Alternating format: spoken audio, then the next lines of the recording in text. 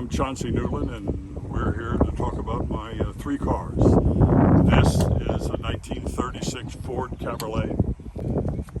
This is a 1959 Chevrolet Impala. It's a fuel-injected car. A long story behind that, but it's a great running car and pretty rare. This is a 1956 Plymouth Fury,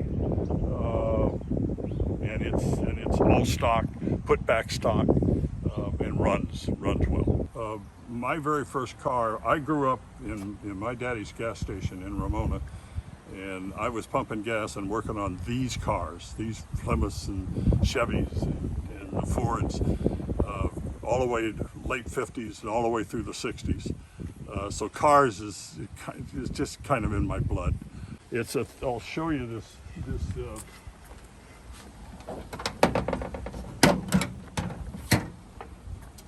This is I've got it kind of tricked up with Thunderbird stuff. Anybody that knows them knows this is a 350. It's cammed, smooth idle cam. It's got somewhat of a cam. It's got solids.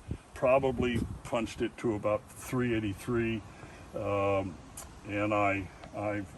if he already had this done, if I would have had my preference, if I could have got to the car a little earlier, I probably would have a 289 high performance or something along those lines. Ford 289 stuff. I'm not a real fan of big blow motors and supercharged and 600 horsepower. I'm not a fan of that. This is kind of the wife and I car, and get in it, and it's a good runner. It's plenty fast enough. But anyway, so I don't know, everybody was kind of looking at Chevy on Ford. So these are Thunderbird fender badges that go on a 56 Thunderbird Ford. And there's fender badges, and I put the Interceptor stuff, Thunderbird Interceptor stuff up here on this. This is off of a 57 Thunderbird. Anyway, my wife says that I'm not going to go up. I'm going to go down, because we'll have this at a show, or we'll have it parked somewhere, and I'll have guys that'll come up and say, "Man, you put Ford on Ford, and that's terrific. You didn't put a Chevy in it." And I would usually say, yeah, I just nod my head. So, but most of the car guys, they can sort it out. They see where the distributor is, and the front water pump situation is all different than a Ford. The 56, I looked for a 56 Fury for probably about 5 years. Very difficult to find. The fellows that have them, that have restored them, they'll never turn loose of them, and you can't find them. I found this particular one in Unadilla, New York, and the fellow was a fine mechanic, great engine guy, good transmission, good framework. He wasn't real good on detail and paint and upholstery and whatnot, but when I found the car, it took me about 1.5 years, almost 2 years to convince him to sell it to me. So when we got it, I brought it home, put it actually back here, and I chased parts. I didn't touch the car probably for about 2 years. All I did was chase parts. And when I compiled enough parts to where I could see I was going to be able to reassemble and put it back to original, then we tore it all down, took it all apart, and then anybody that knows cars, they know what that's all about. It's not for the weak-hearted. If you're restoring cars, or if you're working on these old cars, it's a job of patience, and it's a love affair that you'll have. But the 56 Fury, that's kind of where that came from. The 36, I had a 34 Ford way back when, in 1959 or 1960. But when I found this car was being built for a fella in Oregon, and I wanted a 36. This is a Cabriolet. They made a Roadster and a Cabriolet. The difference between a Roadster and a Cabriolet is that the Roadster has plastic side windows. and the Cabriolet has glass roll-up windows, and that's the difference. And I think about $120 when you bought it, or $80 when you bought it in 1936. There wasn't a whole lot of difference between the two. Anyway, I found this car in Oregon. All of this was, I had all of the upholstery work done when I wanted to get the car out of Oregon. And he finished up all the body work, did the paint, got everything done. I had the interior, I finished the interior here locally.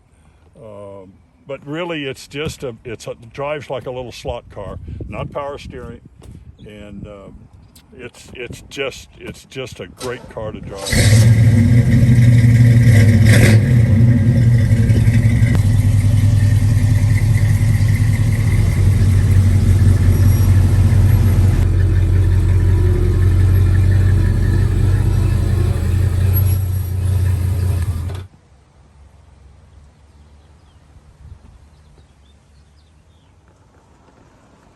It's a 56 Plymouth Fury, and the Fury came pretty much full of options. It was only a couple, 3 options out left. They had a 2.4 barrel system, and they also had a record player. And it came out in 1956, 56, 57, and it fit. The record player was the same. The mounting brackets were a little different. It fit the Dodge, DeSoto, Chrysler, and Plymouth, and it mounted right underneath here under the dash. All right. Are you ready?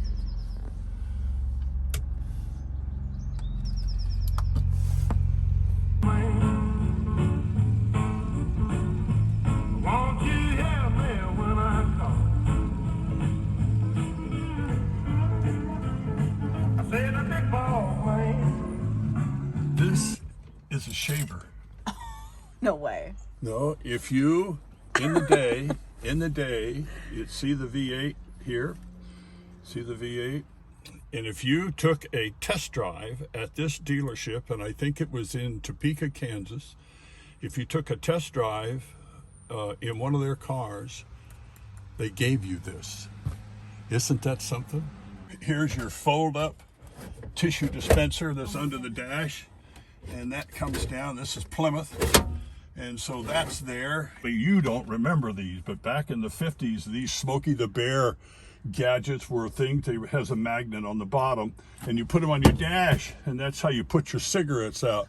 And if you wanted to keep your cigarette, and if you weren't finished with it, you stuck it in the back, and it went out, and then later on you could relight it, you see. But the Fury had so many options on it. It's got an inline factory dash, RPM attack. This is a Fury accessory that you bought from dealers. I found this stuff over the years. And then it has, right in the center, it has the Mopar clock. And if you talk about technology, in the day, in 1956, it wound by turning the steering wheel. I'm 76 years old, and back in the day, in the 20s and 30s and 40s and 50s and 60s, I don't know when it changed, this you had to have visible for the police officers to ID this car when you weren't in the car. And this has your name, your address, it has all of your information, probably doesn't have your social security number on it, but the police officer, if it was a violation, if you didn't have this, it's a registration tag, a current registration tag, if you didn't have that where he could come up here and shine his flashlight through the window and see it, and it had to be visible, you got a citation. Wow. And if you look, you see, there's the difference between today and tomorrow. I think it seems to me that in around the late 60s or around the 60s, there was a big uproar because of fellas getting the information of pretty girls. And they'd see a pretty girl park her car, and then she'd walk away. They'd come up, they've got her name, they've got her address, and that's all they needed at that time to probably find her or try to find her. So if you think about that today, if you're a young lady out here and you park your car and all of your personal information is visible to whoever wants to look through the window, that's a little bit upsetting, I would think it would be. But that's the difference between the world today and the world before, you know. This has also, I make these. This is what we call a wiper clock or mirror that's up on the top. I'm a beveler, so I make the mirrors, and then I have a watch fellow that I buy these Sandoz clocks and they're wind-up clocks, and they're about 8 days on a wind, and this has, if you look close to it, you'll see the Plymouth on the dial. Yeah. And I have them where we put Ford on the dial, or I put Chevrolet on the dial, or I put Dodge on the dial. And these were made, originally came out in 1934. And I'll show you one on the 34 Ford, or the 36 Ford. I'll show you one that the 33, 34 Fords, the Ford Motor Company made them. And but they were an accessory. So I just kind of went to the extra mile since I had different cars. I was restoring the mirrors and restoring the Ford clocks. So I was buying the Sandoz clocks like they are, and then I was rebadging them with Plymouth and Ford and Chevy, and people love them. And they're kind of cute to hang off of your visor. So that right there, it's a slanted mirror. And if you're too close to the headlight or to the stoplights, the old days, the stoplights hung in the center of the street. Yeah. They hung in the center of the street. So a lot of times when you pulled up, you had to bend over the steering wheel to look up to see the light. Well, now all you have to do is look into that, and that shows you when the light changes, and you don't have to bend over and look up anymore. Oh my God, look at this. It's made at it. There Okay. you go. Have these out like that, and that's how they... Smoking was everything back then. Everybody smoked, you know, including me many years ago. But there's just a little magnet. Isn't that a cute thing? Little magnet. That is sits on super the side. classy. Yeah. And those are the two 4-barrels that were an option, and those were dealer installed. The motor is a 303. It was a Canadian V8. They didn't put the Hemi in this. The Hemi was in the Chryslers and the Dodges, I think, or no, in the DeSotos. This is a 303. It's a poly block, and with the 2.4s, when I rebuilt the motor, I put a smooth idle cam in it. It came stock with solid lifters and a cam. This was the little hot rod for Chrysler and for Plymouth in 1956. It set all kinds of land speed records at Salt Lake and whatnot. It was outdoing their big Chrysler 300s. They didn't publicize it much, but this was a little hot rod. It's the first year of the push button gear shift, and I'll have you look at that right here. And this is neutral drive, reverse, and low, and it's all push button. It's a great transmission. It's very hardy. Now in '57, they came out the same thing with the push button. Only they had a drive and a second and low. This just has drive and low. But it's a fine car. It's a great driving car. It's a lot of fun to drive. It's if you're an old car guy and if you have old car suspension, it's a completely different ride than what you're used to in your Nissans and Toyotas and your Hondas. It's an old school ride. Well, we've talked about the other two cars, and let's talk about this '59 Impala.